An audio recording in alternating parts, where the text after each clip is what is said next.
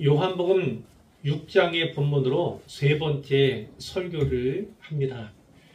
요한복음 6장은 오병이어의 기적 이야기로부터 시작이 되었는데요. 예수님은 이 표적을 통해서 자기가 누구인가, 자신이 누구인가를 보여주려 하셨어요. 비록 6장 중간에 또 다른 기적 이야기가 나온 바가 있죠. 예수님께서 물 위를 걸으신 사건, 이와 같은 기사가 있기는 하지만 요한은 공관복음의 기자들과는 달리 아주 단출히 이 기사를 마무리를 합니다. 이 이야기 속에서 예수님은 그분을 찾고 따르는 자들에게 무리로 기록되어 있습니다. 뭐라고 말씀하시냐면, 너희가 나를 찾는 것은 표적을 본 까닭이 아니요 떡을 먹고 배부른 까닭이다, 이렇게 말씀을 하십니다. 그리고 무리에게 자신을 생명의 떡으로 계시하신 내용을 우리가 계속해서 살펴본 바가 있습니다. 그러니까 6장의 후반부에 속하는 오늘 본문은요, 오병이어의 기적 이야기의 연장선상에 있다, 이렇게 이해하시면 되겠어요. 예수님은 계속해서 자신을 떡으로 계시를 하시는데요, 오늘 말씀 속에서 그것이 반복이 됩니다. 그리고 심화가 되는 것을 볼 수도 있습니다. 이렇게 6장을 한 흐름으로 본다 치면요, 오늘 본문 끝에서 오병이어의 기적 이야기 결과, 그 기적 이야기의 결국은 어떠했는가도 아울러 살펴보게 되는 것입니다. 오늘 본문 속으로 들어가 보도록 하겠습니다. 먼저 살펴볼 것은 오늘 본문이 우리에게 주는 세 가지 중요한 진리의 메시지입니다. 먼저 그 말씀부터 들어보도록 하죠. 첫 번째 요약하면 이겁니다. 예수님은 하늘에서 내려온 생명의 떡이다. 예수님은 하늘에서 내려온 생명의 떡이다. 이것을 더 강조하시는 것이 첫 번째 부분에 나타나 있습니다. 41절을 보세요. 자기가 하늘에서 내려온 떡이라 하심으로 이렇게 되어 있어요. 예수님께서 나는 하늘에서 내려온 떡이다, 하늘에서 내려온 떡이다, 이렇게 말씀을 하셨다는 것입니다. 여기에 이 떡이라고 번역된 단어는 헬라어로요, 아르토스라는 단어를 씁니다. 아르토스. 단순한 음식을 의미하기보다는요, 진정한 음식, 어떤 존재의 생명을 주는 것, 그것을 말한다고 볼 수가 있습니다. 그러니까 생명을 유지하는 데 꼭 필요한 절대적인 양식을 의미한다, 이렇게 볼 수가 있는 거예요. 자, 이 말씀, 즉 예수님께서 자기 자신을 생명의 떡으로 계시하셨을 때 유대인들이 어떤 반응을 보였는가를 보시기를 바라요. 그것이 41절과 2절에 나타나 있습니다. 유대인들이 어떻게 했습니까? 수근수근 거렸다는 겁니다. 그 말씀을 듣고 반응은 수근거렸다. 그 수근거린 내용이 뭡니까? 쟤 요셉의 아들 예수 아니야? 요셉의 아들 예수 아니야? 그 부모 마리아와 요셉 아니야? 우리가 아는 그들이 제 부모야, 이렇게 얘기했다는 거예요. 근데 어찌 자기가 하늘에서 내려왔다, 저렇게 얘기를 하는 거지? 이 반응은요, 몹시도 부정적인 거예요. 드러내놓고 대놓고 얘기 못하지만 수근수근 거린다는 건 뒤에서 이제 자기들끼리 이런 얘기한다는 거죠. 부정적인 반응이에요. 이 반응은 무엇을 의미합니까? 예수님의 신성과 그 이전에 예수님의 인성 다 부인하고 있다, 받아들이지 못하고 있다는 것을 보게 됩니다. 왜 그럴까요? 왜 선뜻 예수님에게 마음을 열지 못합니까? 그들이 아는 지식 때문이에요. 어떤 지식이에요? 쟤는 요셉의 아들 예수인데? 아니, 우리는 저 예수의 부모도 알고 있는데? 이 지식이에요, 이 지식. 이것을 좀 더 확대해 보면요, 우리가 갖고 있는 어떤 알량한 지식, 그 지식 때문에 예수님을 선뜻 받아들이지 못하는, 믿지 못하는 불쌍한 사람들이 세상 가운데는 많이 있습니다. 많이 있어요. 하나님께서 표적을 보여주셨어요. 예수님이 누구신가를 분명히 그 기적 이야기를 통해서 나타내 주셨다고요. 그런데 이와 같은 알량한 지식 때문에 오히려 예수님을 아는 지식을 갖지 못하고 거절하고 거부하고 밀어내는, 그래서 예수님 믿지 못하고 구원받지 못하는 사람들이 세상에는 너무나 많이 있습니다. 그런데 그와 같은 알량한 지식이 아니라 학문이 깊어요. 배움이 있어요. 세상에서 소위 어떤 박사님이다 이렇게, 또 교수님이다 이렇게 일컬어지는 사람도 있어요. 근데 그 사람들도 예수 믿지 않는 사람이 많고 오히려 이단에 빠지는 사람도 많고, 그러니까 우리가 가진 소위 세상 속에서 배운 지식이라는 것이 때로는 우리가 가져야 할 진정한 구원을 위한 지식, 그것을 방해할 때가 많이 있다는 것을 우리가 기억할 필요가 있습니다. 세상 지식이 많다고 해서 예수 믿는 것이 아니에요. 거꾸로 세상 지식에 박하다고 해서 예수님한테 거부당하는 것도 아닙니다. 그것은 전적으로 하나님 은혜로 말미암아 이루어지는 것이다라는 것을 우리가 다시금 알게 되는 거죠. 그러나 이와 같은 사람들 앞에서, 사람들이 이와 같은 반응 앞에서 예수님 분명히 말씀하세요. 50절을 보면요, 하늘에서 내려오는 떡 얘기하시면서 이 떡은 사람으로 하여금 먹고 죽지 아니하게 하는 것이다. 이 하늘에서 내려온 떡을 먹는 사람은 죽지 않는다라고 분명하게 말씀해 주시는 것이죠. 예수님은 단지 그 유대인들이 바랐던 땅의 양식이 아니라 바로 우리에게 생명을 주시는 하나님의 양식임을 다시금 반복해서 말씀해 주셨다. 이것이 바로 첫 번째 메시지입니다. 두 번째 메시지를 살펴볼 텐데요. 둘째는 믿음은 하나님의 이끄심으로만 가능하다라는 메시지를 또 보여주고 계세요. 믿음은 하나님의 이끄심으로만 가능하다. 43절부터 보겠습니다. 예수님께서 수군거리는 무리들 향해서 말씀하셨어요. 수군거리지 마라.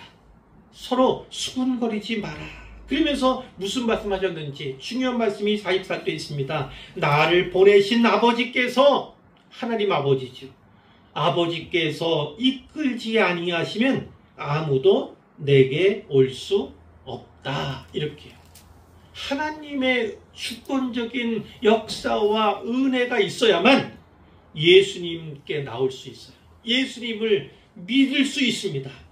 자, 그와 같은 자에게는 어떤 유익을 주십니까? 오는 그를 내가 마지막 날에 다시 살리리라.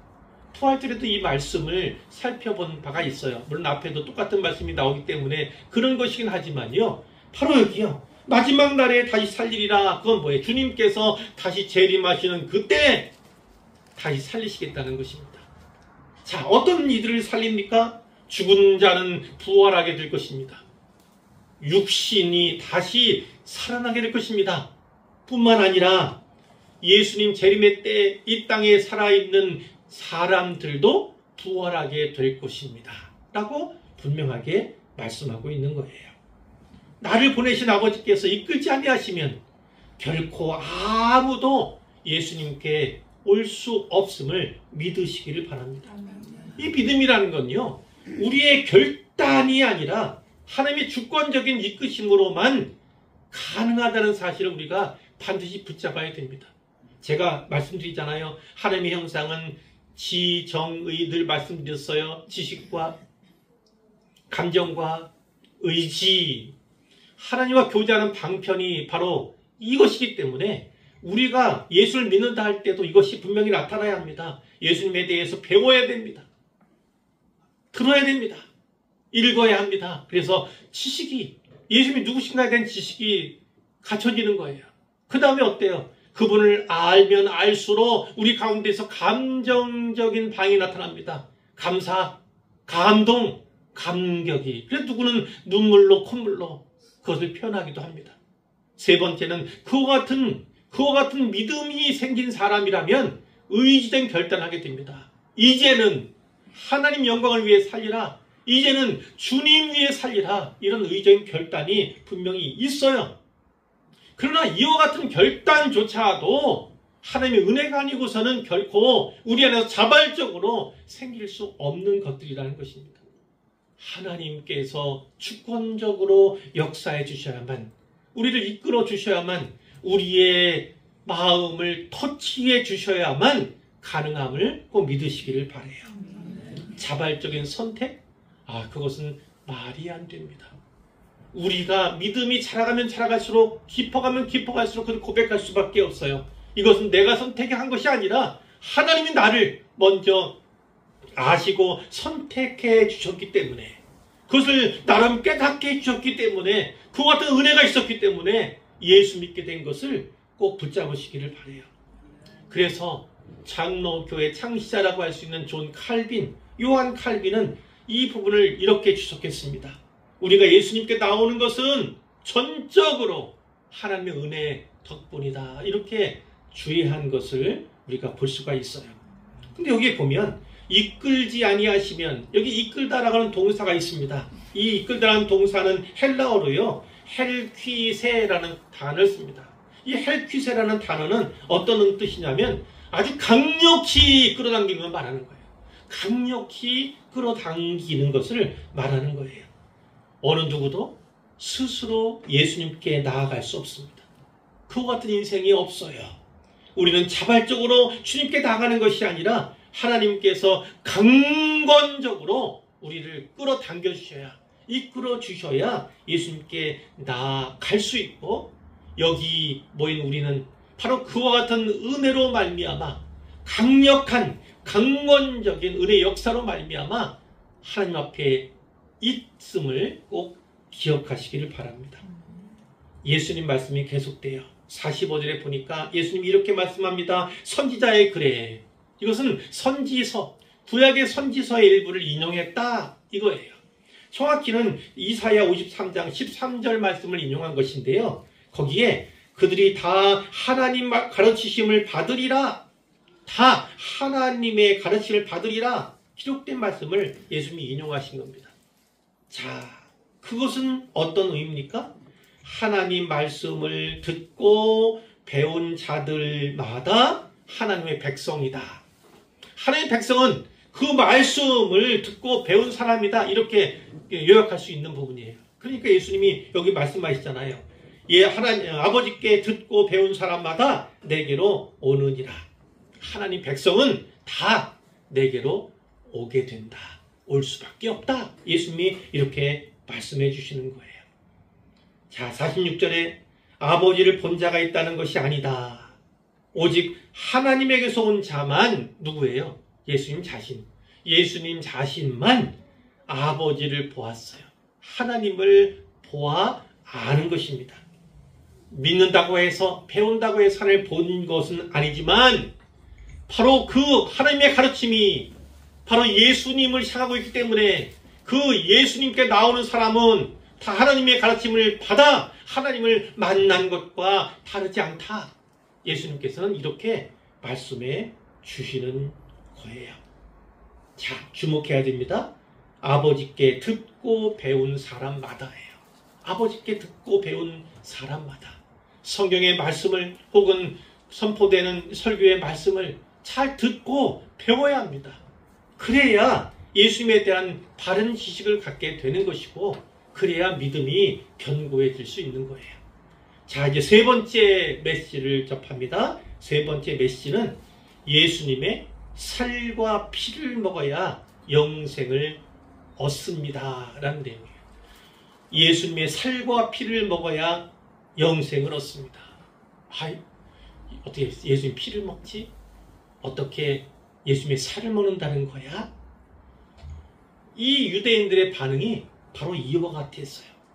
그리고 우리가 47절 이하부터 볼 텐데, 이 말씀은 성찬식, 우리가 이전에 성찬식을 했지 않습니까? 성찬식에서도 종종 읽혀지는 본문이 바로 여기입니다.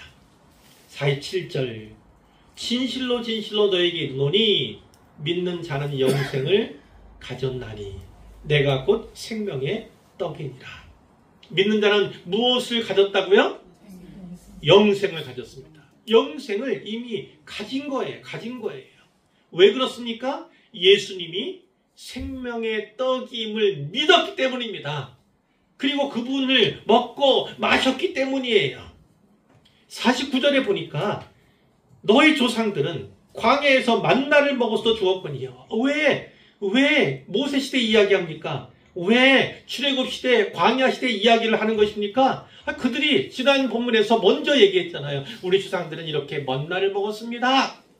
자, 무엇을 원했다는 거예요? 아니요. 우리가 그 기적 이야기 500여에 체험을 했지만요. 그것은 한 번이잖아요. 한 끼 식사에 불과합니다.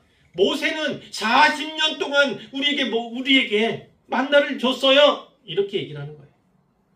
그리고 이들이 또 원하는 건 아니요. 이 보리떡 이런 거 말고요. 하늘 양식을 달라고요. 하늘 양식을 그렇게 얘기하는 거예요. 그런 바가 있었기 때문에 예수님께서 다시금 광야 이야기를 꺼내고 다시금 만나를 이야기하는 것입니다. 너희 조상들 어땠느냐? 광야에서 만나를 먹었어요. 하늘의 양식을 먹었어요. 그렇지만 다 죽었다는 것입니다. 죽었다. 여기서 말하는 죽었다는 것은 어떤 사람이든 한 번은 죽는 이치가 있지 않습니까? 그것을 말하는 게 아니에요. 예수님 배에 배반했고 다 배였겠다. 그래서 멸망당한 자들을 이야기하는 겁니다.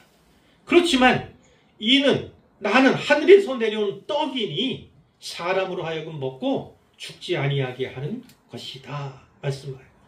나는 하늘에서 내려온 살아있는 떡이니 사람이 이 떡을 먹으면 영생하리라. 내가 줄 떡은 곧 세상의 생명을 위한 내 살이니라.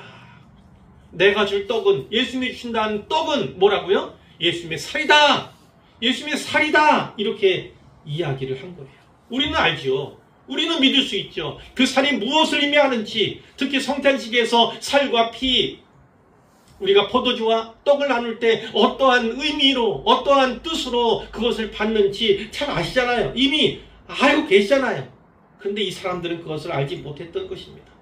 예수님께서 십자가에 달려서 피를 쏟으시고 살을 지키실 그것을 말씀하신 건데 이들은 그것에 대한 아무런 지식이 없었어요. 로마로부터 단지 해방시켜줄 메시아, 자기들을 늘 배불리게 해줄 메시아, 그 메시아를 원했던 것이 바로 이들이었기 때문에 예수님께서 하신 이 말씀이 들어오지 않았던 거예요.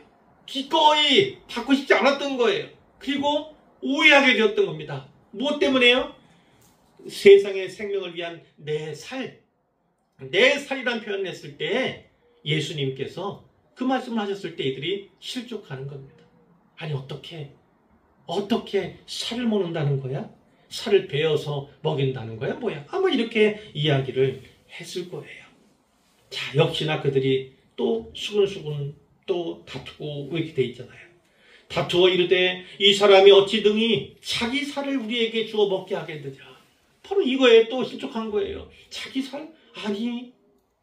앞에서도 본 바가 있어요. 예수님 말씀하시면 원래 중심 메신 그것이 아닌데 그 격까지 비유적인 표현을 붙잡고 밀고 늘어졌고 또 중심 메시지는 잊어버리고 또 그 격까지 가지고 했고 예수님 살 얘기하니까 이제는 그 중심 메시지 잊어버리고 또다시 그 예수님의 살 이야기에 또 꽂힌 거예요. 그러니까 그것만 또 붙들고 멀어지는 겁니다. 예수님께 다시금 말씀해 주신 겁니다. 53절에 내가 진실로 너에게 이르노니 인자의 살을 먹지 아니하고.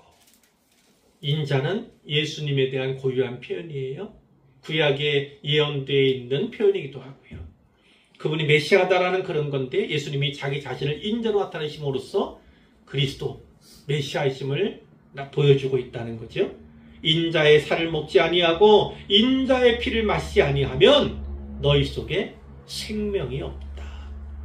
내 살을 먹고 내 피를 마시는 자는 영생을 가졌고 마지막 날에 내가 그를 다시 살리리니 이 내 살은 참된 양식이요 내 피는 참된 음료로다.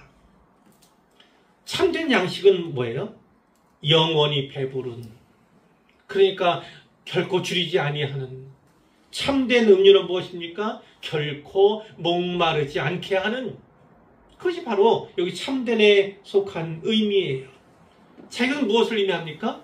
하나님께 넘치도록 그에게 생명을 베풀어 주시기 때문에 마지막 날 다시 사는 부활의 은혜를 입는, 그리고 하나님과 영원히 더불어 사는, 그것이 바로 이 살과 피를 먹은 자에게 공급된다. 다시금 부연해서 말씀해 주시는 것이죠. 그러니까 이 말씀은 문자적으로 해석하거나 이해하면 안 됩니다. 진짜 살을 베어서 그 살을, 그리고 피를 짜내서 그 피를, 이렇게 생각해서는 안 되는데, 그것을 먹고 마시는 사람이 어디 있겠어요? 그런데 그것을 유대인들은, 이 사람들은 문자적으로 해석하고 실족했다는 겁니다. 그런데 이 살과 피를 먹는다, 예수님의 살과 피를 먹는다는 것은 결국 중요한 두 가지 의미가 있는 거예요. 여기에 어떤 거? 하나는 믿음이에요. 예수님을 믿는다, 그분의 십자가를 믿는다, 이것을 놓쳐서는 안 됩니다. 그 이후에 약속된 부활을 놓쳐서는 안 되죠.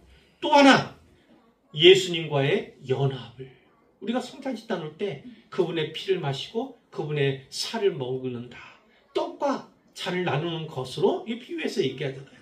그런데 그것이 있을 때 우리 안에 그 살과 피가 들어감으로 말미암아서 우리와 한 몸이 되잖아요. 그와 같이 예수를 믿게 되면 하나님과 우리 안에서 온전한 연합이 이루어지게 됩니다. 성령께서 내 안에 내주하 계시게 되는데, 그 성령님은 하나님 아버지의 영이기도 하고 예수 그리스도의 영이시기도 하고 다양한 이름으로 불리는 그런 영이세요. 그 분이 우리 안에 내주하게 되는 거예요. 영원히 같이 하게 되는 것이죠. 바로 이 연합을 말한다. 이것이 두 번째 의미다, 이렇게 이야기할 수가 있는 거예요. 그러니까 살과 피를 먹는다, 그럼 예수의 죽음에 참여하는, 그래서 우리가 성찬식을 세례 교인에게 주지 않습니까? 그리고 그 은혜를 믿음으로 받은 자에게 준다라는 것도 다르지 않은 거예요. 그것이 틀림없는 사실이죠. 56절에 내 살을 먹고 내 피를 마시는 자는 내 안에 거하고 나도 그의 안에 거한다, 이 표현이 그리스도와의 온전한 공고한 연합, 그것을 말씀해주고 있다는 거예요. 57절에 살아계신 아버지께서 나를 보내심에 내가 아버지로 말미암아 사는 것 같이, 바로 그겁니다. 예수님께서 이 땅에 보내심을 받았습니다. 예수님은 오직 아버지의 뜻에 따라 살아가는 거예요. 그렇다면 나를 먹는 그 사람도 예수님을 믿었어요. 또 예수님과 연합했어요. 그와 같은 신자는 어떻게 합니까? 예수님으로 말미암아 산다는 겁니다. 예수님의 뜻을 위하여 살아간다라는 의미도 여기에 포함되어 있는 거지요. 이것은 하늘에서 내려온 떡이니 조상들이 먹고도 죽은 그것과 같지 아니하다. 이 떡을 먹는 자는 영원히 살리라. 다시 한번 말씀해요. 예수님을 먹고 마시는 자는 영원히 살 것을 믿으시기를 바라요.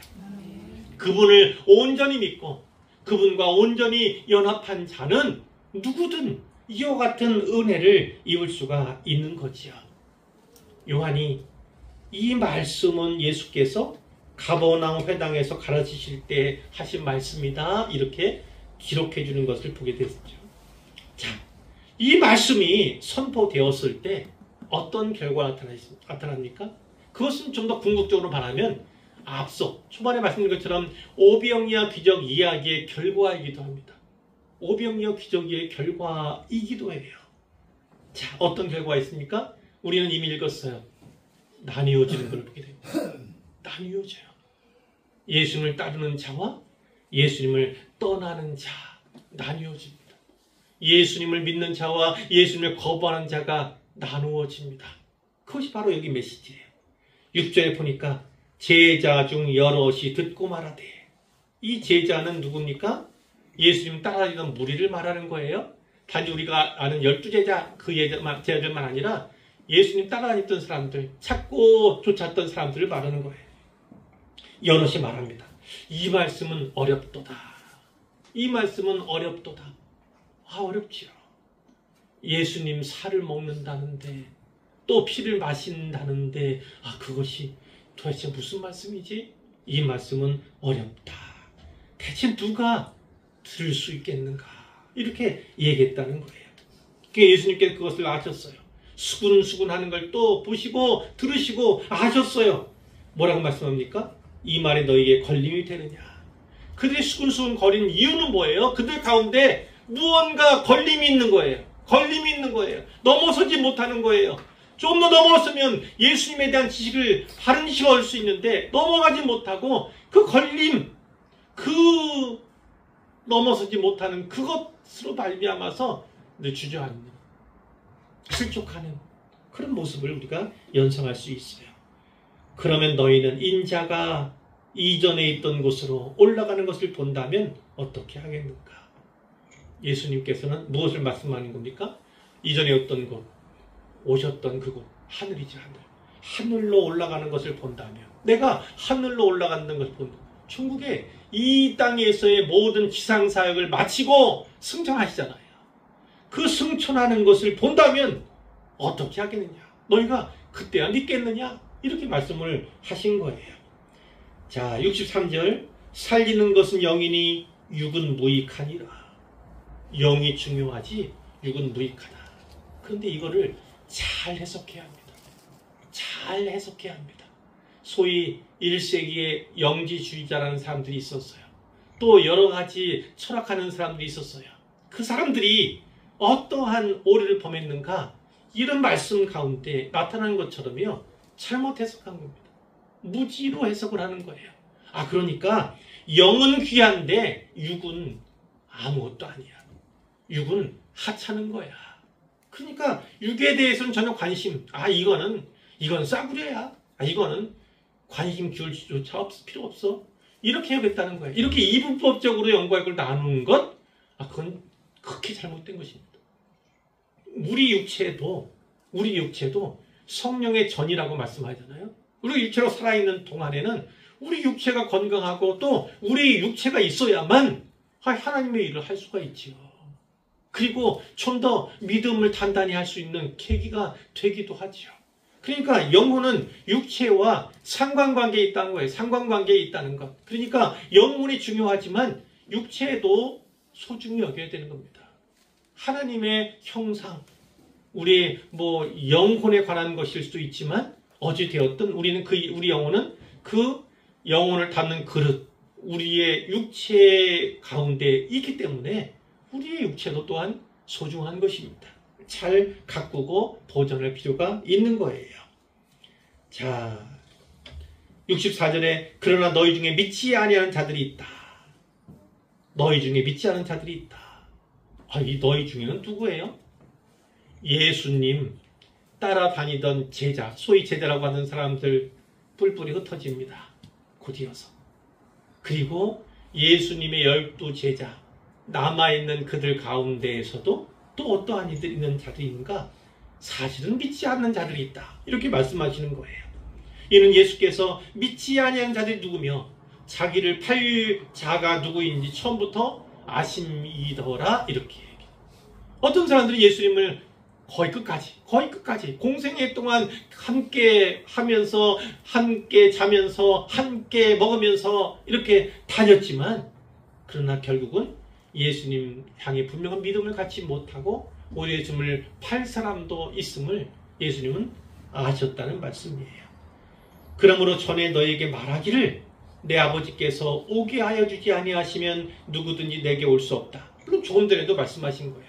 아버지께서 내게 오게 하여 주지 아니하시면, 허락해 주시지 않으시면 누구든지 내게 올 수 있는 사람은 아무도 없다. 다시 말씀해 주시는 거예요. 예수께서 12제자에게 묻습니다. 너희도 가려느냐? 너희도 가려느냐? 그래서 시몬 베드로가 대표해서 이야기를 하죠. 주님, 영생의 말씀이 주께 있는데 우리가 누구에게로 가겠습니까? 우리가 주는 하나님의 거룩하신 자인 줄 믿고 알았사옵나이다. 이렇게 얘기합니다. 베드로가 때때로 이렇게 아주 중요한 신앙 고백을 하는 것을 우리가 성경을 통해서 보게 되는 것이죠. 이것이 참된가? 그것은 모르겠습니다. 아직까지는요. 그러나 이 고백하고 실족하는 그분 속에서 결국 베드로의 신앙도 믿음도 단단해져 가는 것, 순적해져 가는 것을 우리가 성경을 통해서 확인할 수 있는 것이죠. 예수님이 말씀합니다. 내가 너희 12를 택하지 아니하였느냐? 그러나 너희 중에 한 사람은 마귀니라. 아니, 뒤에 가룟 유다 가리킨다 되어 있는데 가룟 유다가 마귀인가? 이렇게 생각할 필요는 없어요. 마귀에게 속한 자, 마귀의 지배를 받는 자, 그것을 의미하는 것으로 이해하시면 되고, 바로 그가 나중에 예수를 팔아 넘기는 그 가룟 유다인 것이지요. 자, 오늘 말씀 이제 결론입니다. 결론. 오병이어의 기적 이야기, 그리고 예수님께서 자기를 생명의 떡으로, 하늘에서 내려온 떡으로, 하늘에서 내려온 살아있는 떡으로 계시하셨을 때 그 결과가 어떻습니까? 많은 사람들이 떠나가는 결과가 있었다는 거예요. 500여 개의 기적의 현장에 있었으면서도, 그 기적을 누렸으면서도, 경험하고 체험했음에도 불구하고 예수님을 떠나가는 사람들이 많았다는 것입니다. 그러니까 단지 기적을 기적으로만 보면 안 됩니다. 기적이 말씀하고자 하는 표적을, 사인을 붙잡지 않으면 그 기적은 어찌 보면 아무것도 아닌 것이 되죠. 신앙생활 할 때 그렇기 때문에 중요한 건 기적만 바라서는 안 된다는 것입니다. 만약 기적이 100%친다면 너무나 좋겠지요.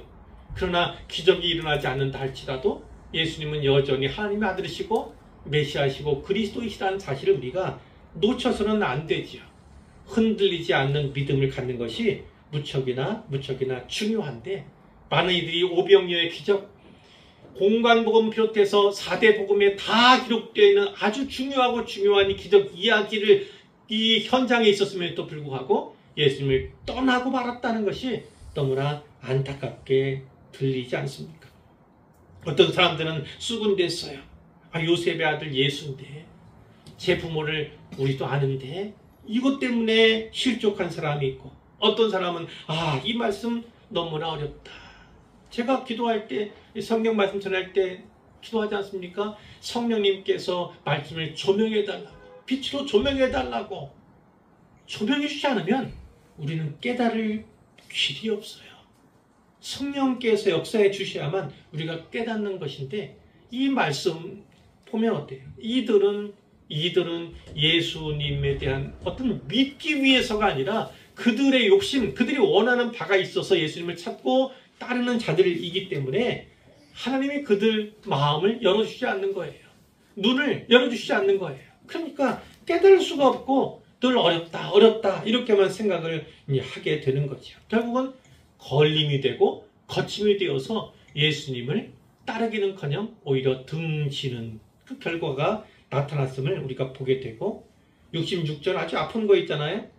그때부터 그의 제자 중에서 많은 사람이 떠나가고, 많은 사람이 떠나갔어요. 다시 그와 함께 다니지 아니하더라. 다시 예수님과 다니지 아니했다. 아프지 않습니까? 안타깝지 않습니까? 그거예요. 지금 잠깐 본 것처럼 사람들은 다 듣기 좋은 말만 원하는 경향이 있어요. 진짜 생명을 주는 말씀은요, 때로 우리를 아프게 합니다. 왜 아파요? 우리의 자아를 깨뜨리는 성질이 있기 때문이에요. 우리의 자아를 깨뜨리기 때문에 아픈 겁니다. 때로 예수님께서는 자기 십자가를 지고 자기 부인하라는 말씀하셨잖아요. 희생이 따라요. 희생. 자기 희생이 따라요. 그러니까 희생하기 싫은 겁니다. 예수님을 따라다닐 수가 없죠. 따라갈 수밖에 없는 거죠. 오늘 우리가 받은 이 요한복음 6장 후반부의 말씀, 우리가 놀라운 진리와 마주치게 하는 말씀입니다. 왜 예수님 떠났습니까? 그들이 원했던 것, 그들이 바랐던 것과 예수님이 주는 것이 차이기 때문이에요. 우리가 원하던 그 일은 아닌가 보다. 그 선지자가 아닌가 보다. 이렇게 생각했다는 것이죠. 예수님께서 우리에게 주기 원하시는 것은 영생의 말씀이에요. 영생입니다. 영생.